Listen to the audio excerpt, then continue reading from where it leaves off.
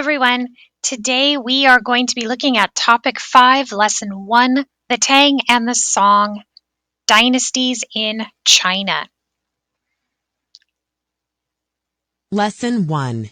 Tang and Song China. The Han Dynasty made China into a vast empire.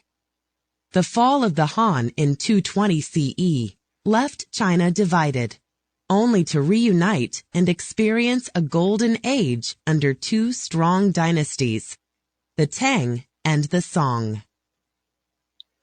There are 3 guided questions in this lesson. However, we will only be mapping out guided question number 3. So very briefly, we see here guided question number 1. How did the Tang and Song dynasties gain and maintain power over people and territories? This guided question has the same answer for both Tang and Song dynasties. They both used the military to gain power, and they used a bureaucracy, which is a type of government, to maintain their power. So we don't need to map this out because this question is super simple. They gain power with the military, and they maintain power with their bureaucracy, which is a type of government. Question number 2. How did the civil service system strengthen China's government? The civil service system is where you take a test to prove that you are smart enough to do the job. So by making sure that they had qualified people in their government, this is going to strengthen the Chinese government. So that is guided question number 2. And then guided question number 3, what were the causes and effects of China's economic revolution?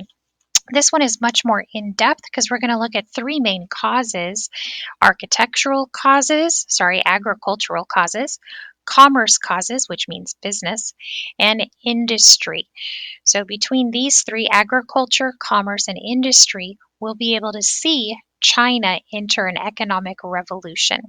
And this will be the map that we create in our interactive notebook. Let's go on to the next page.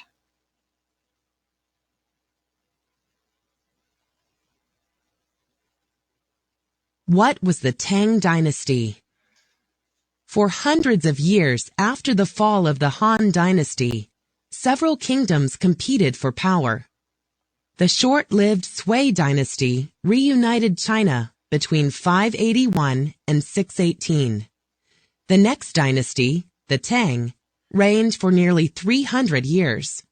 Tang rulers built a strong central government and conquered new territory. So our textbook doesn't mention the Sui all that much. I just want to briefly talk about how the Sui dynasty is credited with reuniting China. They are bringing the Chinese people back together, and they do this with a strong central government. Unfortunately, the Sui dynasty were also rather cruel leaders, and they forced their people to do work, which is going to create a rebellion. People don't like when they are forced to do things, so they will rebel and overtake the Sui dynasty. The Tang dynasty, who comes after the Sui dynasty, they learn from the Sui's mistakes, and they too will have a strong central government in order to bring the Chinese people together, but they are not going to force their people to work. So that's the big difference between the Sui and the Tang, for why the Sui were unsuccessful and the Tang were the ones given credit for reuniting China. Tang rule. The military leader, Tang Guazhu, founded the Tang dynasty. He and his son led the armies that reunited China. His son, Tang Taidezong, became emperor in 626. Other strong rulers followed. Taidezong made the government stable by reviving China's official bureaucracy. A bureaucracy is a system of government with many departments and bureaus led by appointed officials. Each official has a rank and fixed responsibilities.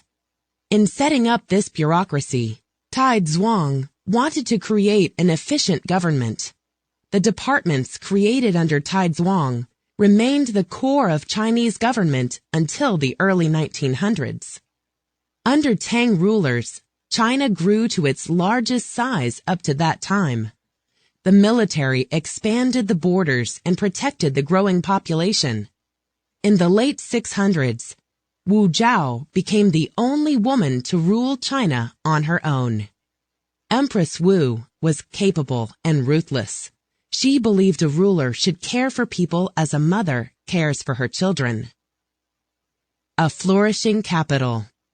The Tang capital was Chang'an, which became the largest city in the world. In 742, more than 1 million people lived within the city walls, with 700,000 more just outside. Chang'an may also have been the largest planned city ever built. Its walls formed a rectangle that measured 5 miles from north to south and 6 miles from east to west. Great homes, temples, gardens, and the imperial palace stood inside the walls. A wide, tree-lined avenue led to the main gate, impressing visitors. Sitting at one end of the Silk Road, Chang'an was a thriving cultural and commercial center. Turks, Indians, Jews, Koreans, Persians, and other visitors filled its streets and markets. Camels carried goods into and out of the city. Musicians, actors, and other performers provided public entertainment. People practiced many different religions. Chang'an was welcoming to foreigners. Though they lived in their own sections of the city, Chinese nobles used foreign goods, adopted foreign fashions, and borrowed other parts of foreign cultures. Okay, let's continue to the next page.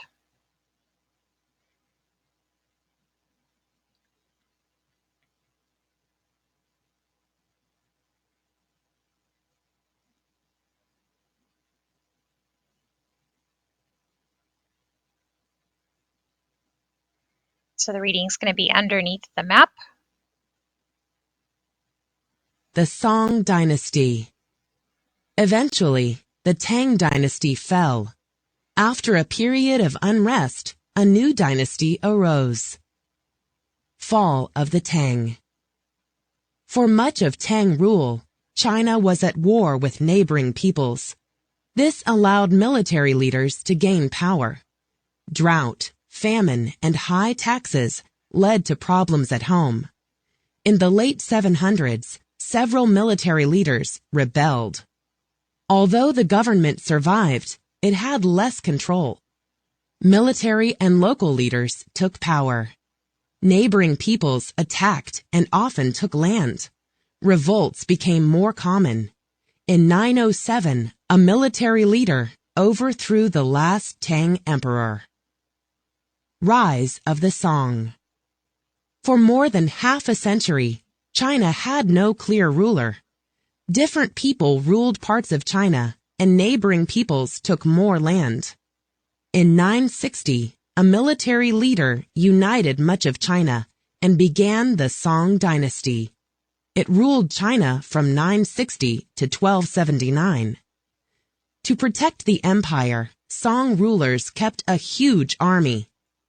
But they did not want the military to have too much power, so they gave control to government officials who were not in the military. Sometimes they tried to buy peace with neighboring peoples who threatened China by making payments to them. At other times, Song rulers made agreements with one outside group to fight another. Okay, let's go to the next page. The merit system. Civil service examinations are tests required for people to work for the government bureaucracy. The Han Dynasty introduced these tests in China. The Tang rulers modeled their government on the Han Dynasty, and the Song Dynasty expanded the system. At the center of the bureaucracy were the highly educated men who passed the civil service examinations. A man who passed this examination, known as a scholar official, qualified for government jobs. The examinations were based on teachings of Confucius. They were difficult, and few students passed. Only wealthy men could easily spend years studying. During the Tang, some officials earned positions through the exam system. However, the majority still received positions because of family connections. During the Song dynasty, the tests became part of a merit system and helped create the world's strongest and most centralized government. In a merit system, people are hired and promoted based on talent and skills rather than wealth or social status. The government opened schools that even poor students could attend. Passing higher-level exams could lead to promotions, but scholar officials also had to perform their jobs well to move higher in the bureaucracy. By preventing corruption and promoting the best officials, Song rulers tried to maintain good government. Officials were supposed to act honestly and efficiently. A later dynasty, the Ming, made new rules for officials. They could not serve in their home district, where they might do favors for family and friends. They also changed jobs every 3 years so that they could not build up too much power. Okay, we are going to stop here. We will continue the rest of this lesson in our next activity.